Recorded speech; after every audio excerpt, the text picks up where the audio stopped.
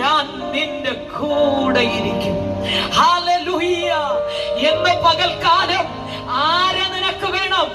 ചുടലമാടം കൊണ്ട് തീരുന്ന, ഹല്ലേലൂയ, കാട് കൊണ്ട് തീരുന്ന, ശവക്കുഴി കൊണ്ട് തീരുന്ന ബന്ധങ്ങളുടെ പേരിൽ കർത്താവിനെ മാറ്റി നിർത്തുന്നു എങ്കിൽ അയ്യോ, ഇത് അബദ്ധമാണ്.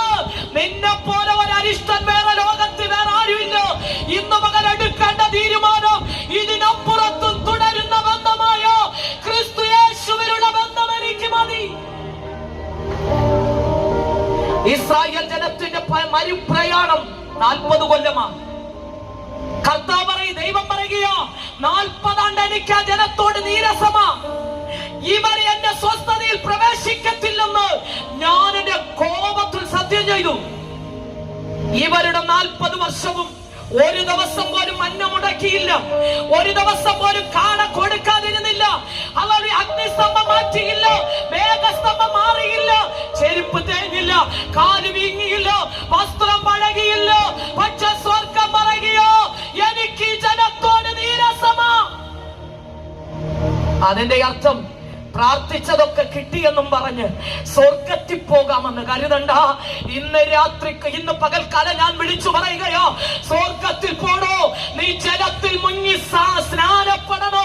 സ്വർഗത്തിൽ പോണോ? വിശുദ്ധ ജീവിതം നയിക്കണം. പഴയ മനുഷ്യനെ രാഗമോഹങ്ങളോടുകൂടെ നീ ഉരിഞ്ഞു കളയണോ? സ്വർഗത്തിൽ പോണോ? ആത്മാവിന്റെ അഭിഷേകത്തിൽ എന്റെ ദൈവത്തെ ആരാധിക്കണം. നീ കളത്തിച്ചെന്ന വെറും കൈയോടെ വിടത്തില്ല കേട്ടോ. 3:17 ബോബസ് പറയുക, വെറും കൈയോടെ പോകരുത് എന്ന് പറഞ്ഞ് 6 ഇടങ്ങൾ യവം അളന്ന് അവളുടെ ഹല്ലേലൂയ ഭാണ്ഡത്തിനകത്ത് കൊടുത്തു വിടുക.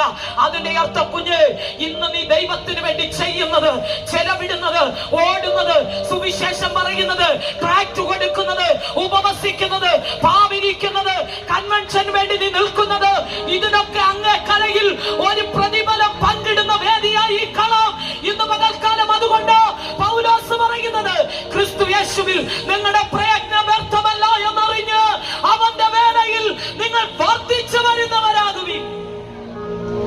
ഒരു ഗ്ലാസ് വെള്ളത്തിന് വരെ അവിടെ പ്രതിഫലമുണ്ട് കേട്ടോ. വെറുതെ ഒന്നും നീ ചെയ്യണ്ട. നീ അവന് വേണ്ടി ഒരു ചെറുവിരൽ അനക്കിയാൽ അവന്റെ വലം കൈ നിനക്ക് വേണ്ടി നീട്ടാൻ എന്റെ ദൈവം നീതിയുള്ള ന്യായാധിപനായ ദൈവമാ. അതുകൊണ്ട്